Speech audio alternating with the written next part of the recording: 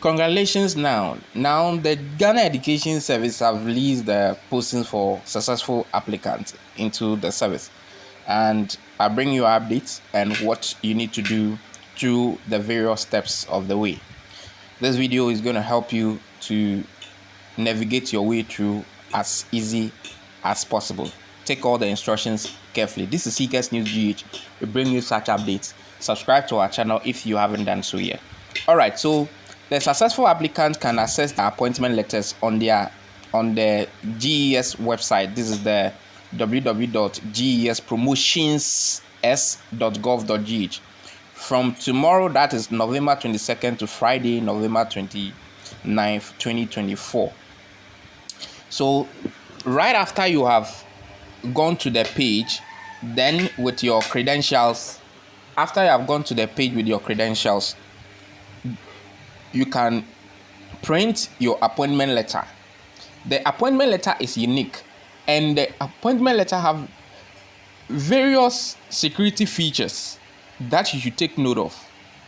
There are some codes that are written very small down there. You may sometimes not see all the codes, but when you give it to the regional HR department or the IPPD coordinator, they are able to figure out those codes to verify whether it is authentic or not. The appointment letters are not given via hard copies, or they are not given in envelopes. The next step now is that you acceptance of appointment letter and submission to the regional office. After you have printed your document and now that you have it, what you have to do now is that write an acceptance letter.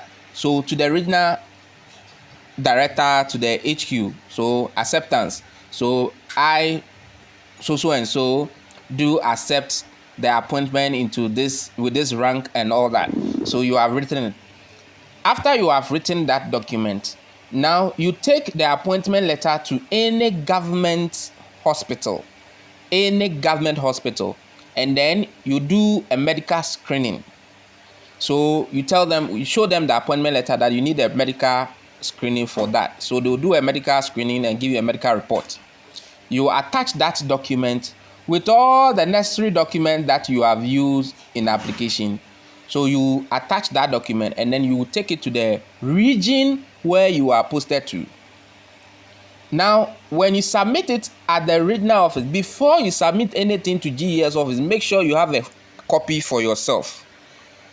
Let me repeat, make sure before any document you submit to the GES office, make sure you have a copy to yourself.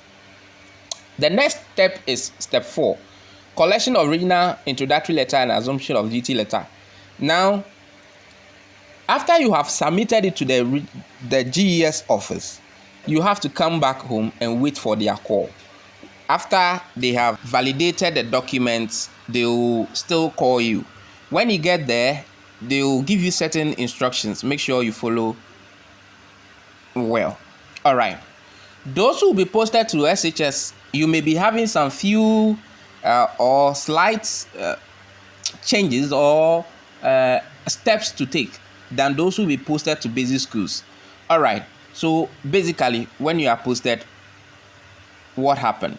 You go back to the regional office for the introductory letter and assumption of duty letter. They will add certain letters to it and introduce you to your school or management unit. Now, after they have done that, you have to take those documents for basic schools. You take a copy to your head and you take a copy to the metro or district director of education's office or the district office. They will give you another form over there, which is called the new entrant form, to go and fill. They will give you other document. The regional office will give you certain items. They will write certain items on the file for you for the schools or the district offices to get it for you. In some schools, when you go, the administration will take upon themselves and do everything for you. Where you have to fill certain forms, they will do. Then they give you the almighty letter, which is assumption of duty letter. The assumption of duty letter is actually when you actually assumes office. So if you stay in a house after getting the document and you wait, the more you wait, the more you don't get salary for certain months. But if you're able to start the process immediately, get your letter early and start, then you are in good hands. This is Seekers News GH. If you have not subscribed to my channel, subscribe and watch some of my videos. You get all that you need. Now, when you go to the school or the office, they will give you the assumption of duty letter. That is the official date when you have started work with the Ghana Education Service. And that document must not be joked with. Now that you have that document, with the necessary other document that you have, now all copies will be sent to the district office, another copy to the regional office. It is this document that are resent back to headquarters to confirm that you have officially started work. Now, what is next? Staff ID and biometrics.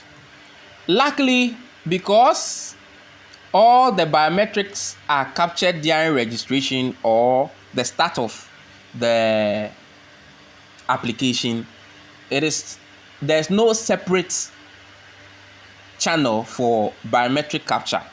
So all you have to do is that after you have done that, start working, and if you don't have accommodation, you quickly look for accommodation or make the school do arrangements for you to get accommodation. Then you start work and wait for your staff ID to be released. Immediately the staff IDs are released, means that you are ready for salary and payment. If you want to know how much a graduate teacher takes, check our videos on GES salary or single spine salary structure. Everything is there. This is Seekers News GH. Now that your staff ID is ready, you have to go and see your validator now. Go to the validator with your staff ID. The validator will now create a unique code for you for your ePayslip portal. The ePayslip portal is where you'll be able to download your payslip, know when you are placed on scale, how much you are paid, if you want a loan, where to get a mandate form, a mandate number. In fact, a whole lot of information is on the ePayslip portal. Now that you are done with that, you have to continue your work successfully, and always subscribe to Seekers News GH and come and see if there's any new update in the service or wherever. That is the process or the step that is involved. Yes, it's going to be difficult. Immediately your staff ID comes, note that a month or two time, your salary is also coming live. Immediately your staff ID comes, a month or two, your staff ID is coming.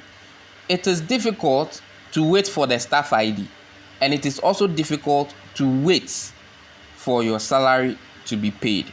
Make sure the bank detail they are asking you to enter is correct. During registration, if your name is Kofi Mensah and the Mensah has MENSAR as Mensah at the beginning, you have to change it. But at this point, I'll advise you that since that is on your certificate, you make sure you complete the whole process. After your salary have been paid, then you write a letter with an affidavit to make that changes. Changing it at any point in time will just delay your process of payment. And now that they have to investigate to really believe whether it is you yourself or it is not you. So our advice, this is not all right advice, but this is personal advice to you. Make sure that the information you provide are all correct. All right, if you have any question, put it in the comment section. and let me add you to most of the teachers platform. You're welcome to GES.